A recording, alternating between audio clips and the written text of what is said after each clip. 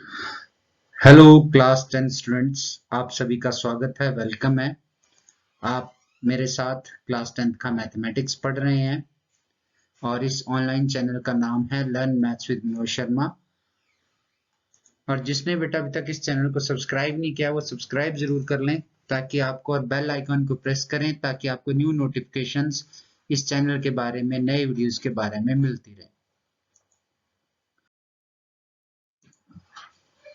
बेटा आज के इस वीडियो में हम लोग जो हम कर रहे हैं आपका चैप्टर नंबर 6 ट्राइंगल्स, ठीक है, उसी की हम बहुत ही इंपॉर्टेंट, नोट कर लीजिए, श्योर 100% इंपॉर्टेंट थ्योरम्स जो कि 99% पेपर में आती हैं उनको करेंगे आज। ठीक है, तो चैप्टर का नाम है त्रिभुज और हम करेंगे आज दो थ्योरम्स जिसको हम इंग्लिश में कहते हैं basic proportionality theorem and it, और साथ में दूसरी थ्योरम उसका कन्वर्स एंड इट्स कन्वर्स।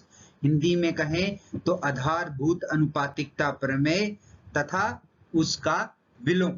तो चलिए बच्चों शुरू करते हैं आज का चैप्टर, और ये पूरा चैप्टर इन्हीं दो थ्योरम्स के ऊपर बेस्ड है, तो इन्हें जरूर करें, बड़े ध्यान से करें।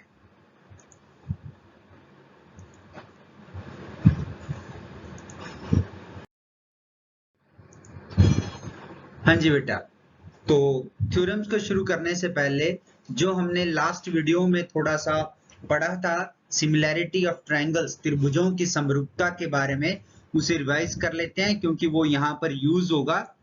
क्या पढ़ा था हमने कि two triangles are similar if, एक बात का आप ध्यान रखेंगे, जब भी हम सिमिलैरिटी की बात करेंगे तो आप इस बात का ध्यान रखेंगे, सिमिलैरिटी हमेशा दो ट्रायंगल्स में होती हैं। आपके पास दो ट्रायंगल्स होने चाहिए तभी उन्हें सिमिलर प्रूव किया जा सकता है। तो कह रहा है two triangles are similar if their corresponding angles are equal, और कॉरस्पॉन्डिंग मैंने लास्ट वीडियो में समझा दिया है। दूसरा, their corresponding sides are in the same ratio और प्रोपोर्शन। हिंदी में कहें तो दो त्रिभुज समरूप होते हैं यदि उनके संगत कोण बराबर हो तथा नंबर दो, उनकी संगत भुजाएं एक ही अनुपात में अर्थात समानुपाती हों। ठीक है, तो दो त्रिभुजों की समरूपता के ये नियम। तो हमारी जो पहली थ्योरम है इसे बेटा हम कई नामों से जानते हैं। एक नाम है इसका बेसिक प्रोपोर्शनैलिटी थ्योरम, ठीक है, हिंदी में आधारभूत अनुपातिकता प्रमेय या थेल्स थ्योरम या थेल्स प्रमेय भी इसे कहते हैं। क्यों? क्योंकि ये थेल्स नाम के गणितज्ञ ने दी थी, इसलिए इसे थेल्स प्रमेय या थेल्स थ्योरम भी कहा जाता है। तो इसकी स्टेटमेंट क्या है, क्या बताती है ये theorem? According to theorem if a line is drawn, बेटा इसको साथ में पढ़ते पढ़ते एक बात का ध्यान रखेंगे, आप दिमाग में जो इसमें लिखा है एक ट्राइंगल की इमेज ले लीजिए, ठीक है, थोड़ा आपको फिर समझना आसान हो जाएगा। ठीक है, तो इमेज आपके ज्योमेट्री में जब भी क्वेश्चन पढ़ना है तो एक इमेज साथ के साथ दिमाग में बनती जानी चाहिए, और वो इमेज बाद में हमारी कागज पे, ठीक है, पेपर पर हमने सेम टू सेम बनानी है। तो क्या है theorem? If a line is drawn parallel to one side of a triangle to intersect the other two sides in distinct points, the other two sides are divided in the ratio. एक triangle, ठीक है, उसकी दो sides, ठीक है, उनको काटने वाली एक लाइन जो कि तीसरी साइड, जो हमारी तीसरी साइड बची ट्राइंगल की, उसके पैरेलल हो, ठीक है, तो वो सेम रेशियो में डिवाइड करती है। हिंदी में देखें, किसी त्रिभुज की एक भुजा के समांतर अन्य दो भुजाओं को भिन्न भिन्न बिंदुओं पर प्रतिच्छेद करने के लिए एक रेखा खींची जाए तो अन्य दो भुजाएं एक अनुपात में विभाजित होती हैं। तो रफ सी आकृति है, ये बनाने की जरूरत नहीं, आगे बनाएंगे। जैसे ये आपकी कोई ट्राइंगल है, राइट बेटा, ठीक है, तो इन दो साइड्स को काटने वाली एक लाइन ड्रा कर दी हमने, ये, और ये जो लाइन है इसके पैरेलल है। तो जो थ्योरम कहती है कि इन दोनों साइड्स का रेशियो, इसका और इसका रेशियो इक्वल टू इसका और इसका रेशियो होता है। तो चलिए आगे करते हैं। हाँ जी, तो ये आपकी थ्योरम की फिगर है, ठीक है, फिगर में क्या है, ये आपका ट्रायंगल आ गया ए बी सी, ठीक है, और बी सी एक साइड ले ली, इसके पैरेलल लाइन लगाई डीई, तो ये ए बी को काट रही है डी पर, ए सी को काट रही है ई पर, ठीक है बेटा। तो यहाँ पर ये लाइंस को कट कर रही है। तो अब हमने क्या प्रूव करना है, ये हमने क्या प्रूव करना है कि जो रेशियो है A D upon D B वो इक्वल है ए ई अपॉन ई सी के। तो चलिए करते हैं इसे। गिवन, क्या गिवन है, तो देखिए बेटा थ्योरम को लिखने का एक तरीका होता है, अपने 9th में भी पढ़ा था। सबसे पहले गिवन लिखा जाता है, दिया है हिंदी में गिवन ए ट्राइंगल, जो हमें थ्योरम में दिया वही हमने लिखना है। A triangle ABC in which line DE parallel BC, एक लाइन अभी मैंने समझा दिया पैरेलल बीसी, विच कट और intersect at A B at D, A B को डी पर and A C at E. Hindi में दिया है एक त्रिभुज एबीसी जिसमें एक रेखा डीई समानांतर बीसी खींची, जो कि ए बी को डी पर और ए सी को ई पर काटती, ठीक है। और उसके बाद लिखा जाता है टू प्रूफ, जो हमने सिद्ध करना है। इंग्लिश में लिखेंगे टू प्रूफ, हिंदी में सिद्ध करना है। क्या सिद्ध करना है, मैंने अभी आपको बता दिया कि अनुपात किसका, A D upon D B, इसको अनुपात बोलते हैं, ठीक है, रेशियो। ये किसके बराबर है, ए ई अपॉन ई सी के, ए ई बटे ई सी। उसके बाद यहाँ पर हमने कुछ रचनाएं करनी है जिसको हम कंस्ट्रक्शन बोलते हैं। वो कंस्ट्रक्शन क्या करनी है, आपने ज्वाइन करना है बी को ई से यहाँ तक, ठीक है बेटा। तो आपने बी को ई से यहाँ तक इसको ज्वाइन कर देना है इसी तरह से, और ज्वाइंट बी विद ई, और सी को आपने ज्वाइन करना है डी से, हिंदी में, ठीक है। रचना हिंदी वाले भी लिख लीजिए, और साथ में हाँ एक और रचना करनी है। वो क्या रचना करनी है आपने इसमें, कंस्ट्रक्शन ड्रॉन डीएम, ये जो डीएम है ये आपने drawn DM perpendicular AC, AC के ऊपर आपने लंब डालना है डीएम, ठीक है। और ईएन यानी दूसरा लंब ए बी पर डालना है, वो डालना है ई से, तो वो हो जाएगा ईएन, ईएन लंब A B, EN perpendicular A B. Hindi में कहें तो रचना बी को ई से मिलाया, बी को ई से, ये मैंने बता दिया आपको, सी को डी से, ठीक है, मिलाया, फिर डीएम लंब एसी और ईएन लंब ए बी खींची। तो ये लंब इसलिए लगाने हैं, इसको आप इस तरह से याद कर सकते हैं क्योंकि हमने इस क्वेश्चन को एरिया, त्रिभुज के क्षेत्रफल से सिद्ध करना है, ठीक है। We have to prove by the area of triangle, so we draw perpendicular, इसलिए हम लोग लंब लगाते हैं।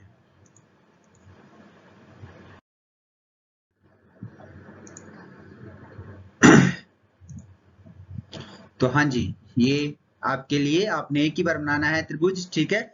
मैंने इसलिए बनाया ताकि आप लोगों को जो है, क्योंकि यहाँ पर स्लाइड्स चलती हैं तो बारी बारी आपको ट्रायंगल देखने को मिलता रहे साथ के साथ जैसे हम क्वेश्चन को करेंगे। सो ये आपका फिगर है, ठीक है बेटा। अब तीन चीजें हमने लिख ली, पहला लिखा गिवन, दूसरा लिखा टू प्रूफ, तीसरा लिखा कंस्ट्रक्शन, और चौथा आ गया प्रूफ। हिंदी में कहे तो पहले जो हमें दिया है वो लिखा, फिर उसके बाद रचना, ठीक है, और तीसरा यानी लास्ट में जो है आपने क्या करना है, उसके बाद उत्पत्ति।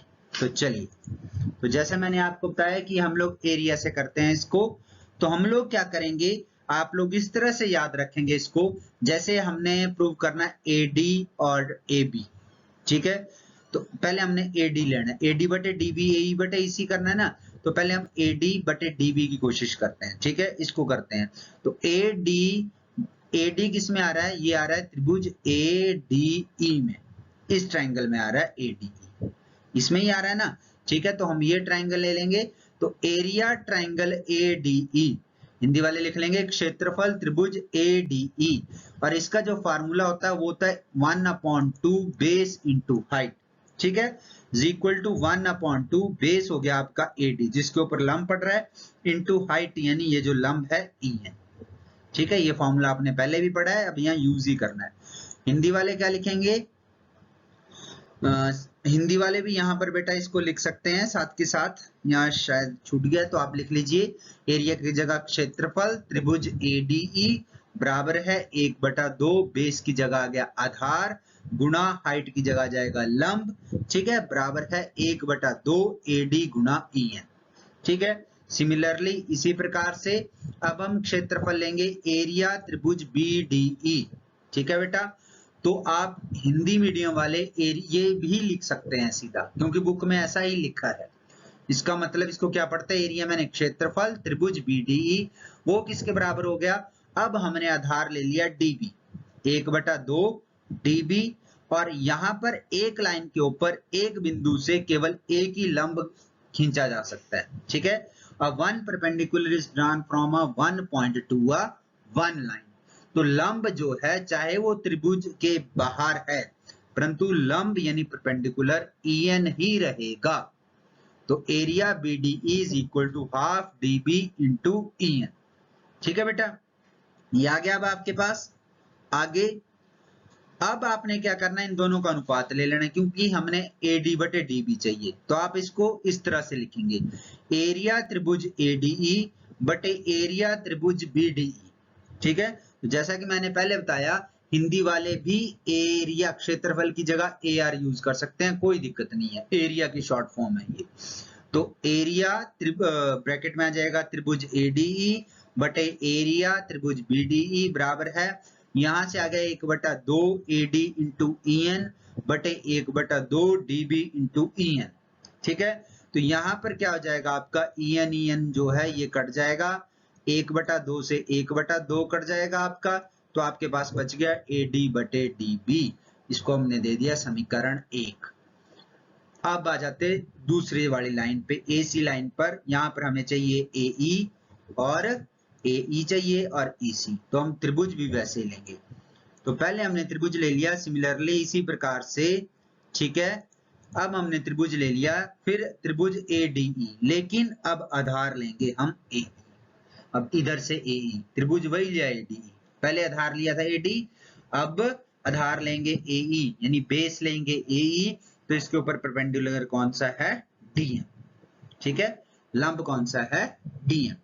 तो यहां पर क्या आ जाएगा हमारे पास, एरिया त्रिभुज ADE is equal to 1/2 AE गुणा DM, ये आ गया हमारे पास DM। ठीक है बेटा, फिर इसी तरह से अब EC चाहिए। ठीक है, तो EC जो है आपका ये किस ट्रायंगल में है, DCE या DEC, कुछ भी कह लो इसको। तो आ जाएगा आपके पास एरिया यानी क्षेत्रफल त्रिभुज DEC। ठीक है, आधार, अब आधार यानी बेस क्या आएगा, EC, तो हाफ इंटू EC इंटू, और यहां पर लंब क्या है, इस पूरी लाइन के ऊपर DM। ठीक है, हाफ EC इंटू DM। ठीक है, तो फिर इसी तरह से अब इनका अनुपात लेंगे नेक्स्ट स्टेप में।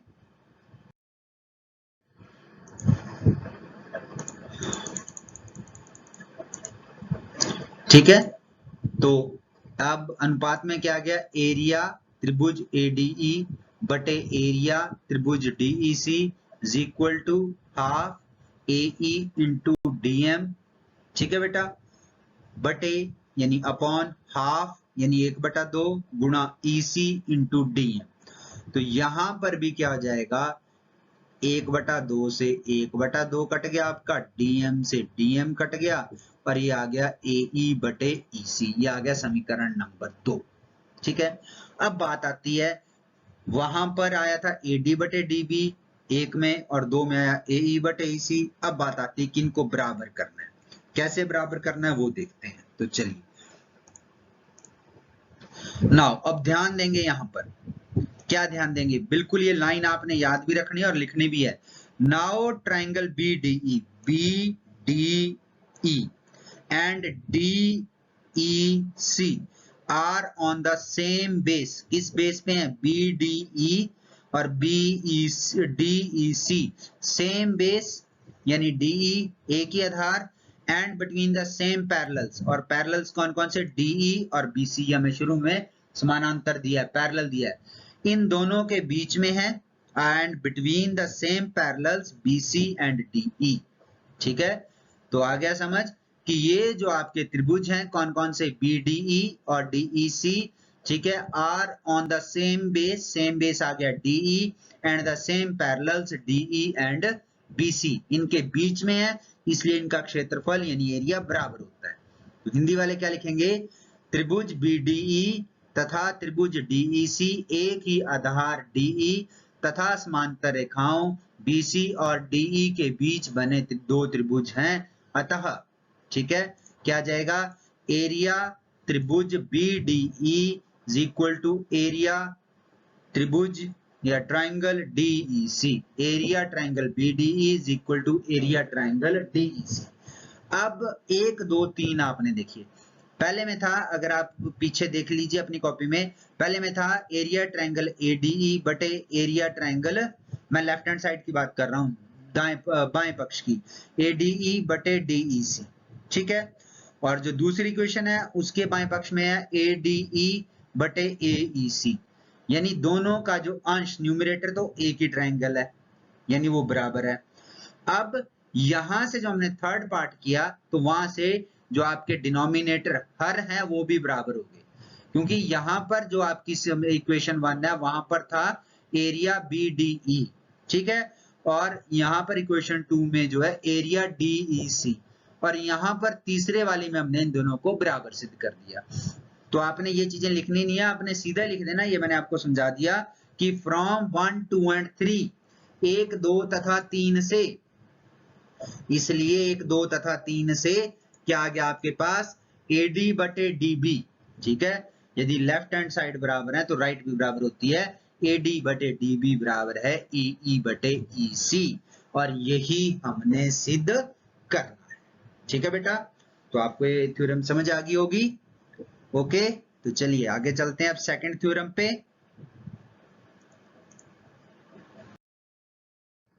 जो सेकंड थ्योरम है बेटा वो इसकी कन्वर्स है, ठीक है, कन्वर्स समझते हैं आप, वो इसका विलोम है, किसका, BPT का।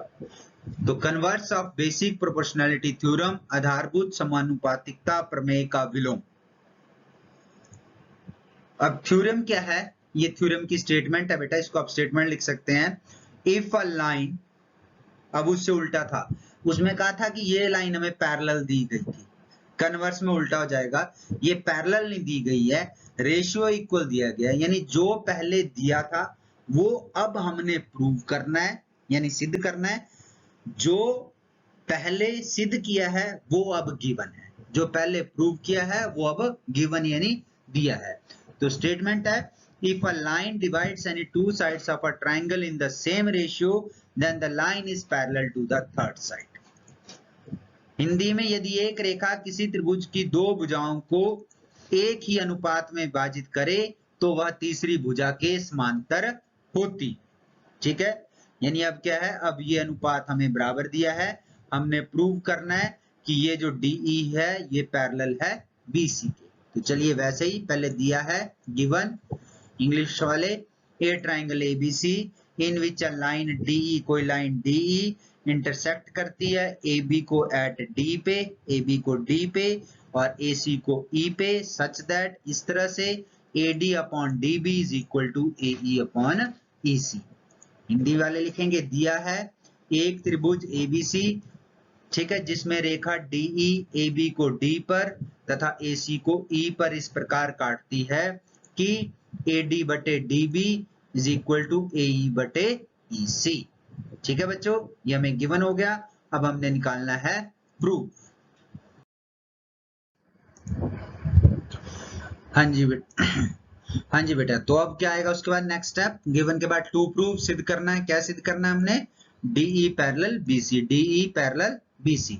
फिर उसके बाद हमने रचना करनी है, कंस्ट्रक्शन, क्या रचना करनी है यहाँ पर, ये ध्यान देंगे, अभी हमें ये पता नहीं है कि ये पैरेलल है, अभी हमने प्रूव करना है। तो हम मानकर एक और लाइन को लेकर चलते हैं DE डैश, उसे मान लेते हैं कि ये पैरेलल है किसके, BC के, तो ये हमारी कंस्ट्रक्शन आ गई, ठीक है। क्योंकि हम ये कंस्ट्रक्शन इसलिए कर रहे हैं क्योंकि हमने इसे BPT थ्योरम से ही सिद्ध करना है, प्रूव करना है। तो प्रूफ उत्पत्ति, ठीक है, सिंस क्योंकि DE डैश पैरेलल है आपको BC, आप ब्रैकेट में लिख दीजिए, इसके बाद यहाँ पर बाय कंस्ट्रक्शन, ब्रैकेट लगाइए और लिख दीजिए बाय कंस्ट्रक्शन, रचना द्वारा, ठीक है। फिर उसके बाद नेक्स्ट लाइन में अब ये पैरेलल है तो हम इसके ऊपर अब थेल्स थ्योरम लगाएंगे, बाय थेल्स थ्योरम, थेल्स प्रमेय द्वारा, आप बीपीटी भी लिख सकते हैं, ठीक है। अब थेल्स थ्योरम क्या कहती है कि अगर लाइन पैरेलल है तो साइड्स का रेशियो जो है वो इक्वल होता है। तो हम सीधा लिख देंगे AD अपॉन DB, ये लाइन इसके पैरेलल है तो AD upon DB is equal to AE dash upon E dash C। इसे दे दिया हमने इक्वेशन नंबर 1, समीकरण नंबर 1, ठीक है। दूसरी बात, जो हमें गिवन है, बट वी हैव गिवन, परंतु हमें दिया गया है, क्या दिया गया है, AD upon DB is equal to AE upon EC, ये हमें गिवन है, आप ऊपर चेक कर सकते हैं, ये होगी इक्वेशन 2। अब यहां से इन दोनों इक्वेशंस को यदि आप कंपेयर करेंगे फ्रॉम 1 एंड 2, 1 तथा 2 से, आप देखेंगे कि आपकी जो लेफ्ट हैंड साइड्स हैं, बाएं पक्ष हैं, वो बराबर हैं, इक्वल हैं।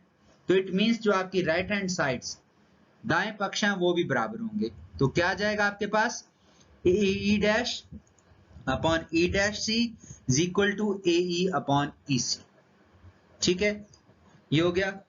परंतु अब हमने ये प्रूव करना है कि ये जो E डैश है और E है, क्योंकि ये AE डैश और E डैश C अगर आप देखें एक ही लाइन के ऊपर हैं दोनों, और यहाँ पर जो अब हमारा काम है वो काम ये है कि हमने प्रूव करना है कि ये दोनों पॉइंट एक ही हैं, ठीक है, ये अलग अलग पॉइंट नहीं है, एक ही पॉइंट का है, ठीक है। वो कैसे करना है देखते हैं। उसके लिए हमने क्या करना है, एडिंग 1 टू बोथ साइड्स, दोनों तरफ एक जोड़ देना है, ये आपने स्टेप याद रखना है, एडिंग 1 टू बोथ साइड्स, दोनों तरफ एक जोड़ने पर।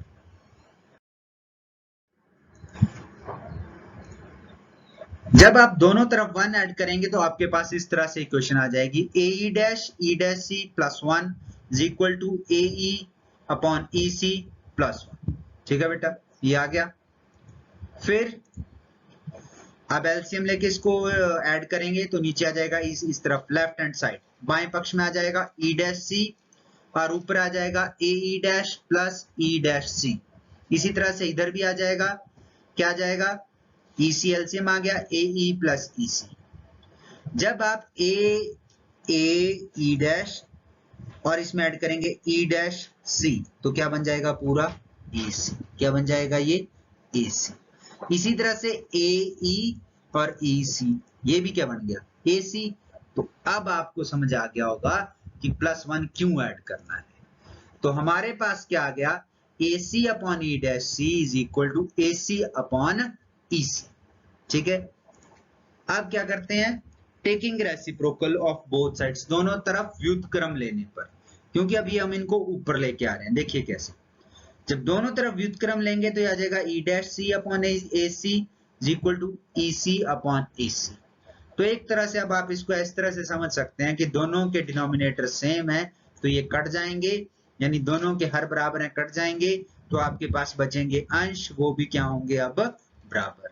तो आपके पास क्या आ जाएगा, E dash C is equal to EC। अब ये E डैश C और EC बराबर हैं, ये कब पॉसिबल है, तब जब ये दोनों क्या है, सेम पॉइंट है। नहीं तो एक लाइन पे अगर इस तरह से अलग अलग पॉइंट है वो कभी बराबर नहीं होते हैं, ठीक है। तब बराबर होंगे जब ये क्या होगा, एक ही पॉइंट होगा। तो हमारे पास क्या आ जाएगा, E dash C is equal to EC. It is only possible when E dash and E are same points. यह तभी संभव है जब E dash तथा E एक ही बिंदु हो, ठीक है। जब ये एक ही बिंदु है तो हम कह सकते हैं therefore अतः DE parallel BC। ओके बच्चों, ठीक है। तो ये थी हमारा सेकंड थ्योरम। उम्मीद कर सकता हूं कि आपको ये समझ आ गया होगा। Thanks for watching this video, ठीक है बेटा। और अगर वीडियो अच्छा लगे तो शेयर जरूर करें। आप देख रहे थे learn maths with Manoj Sharma. अगर सब्सक्राइब नहीं किया तो सब्सक्राइब जरूर कर लें। Thank you once.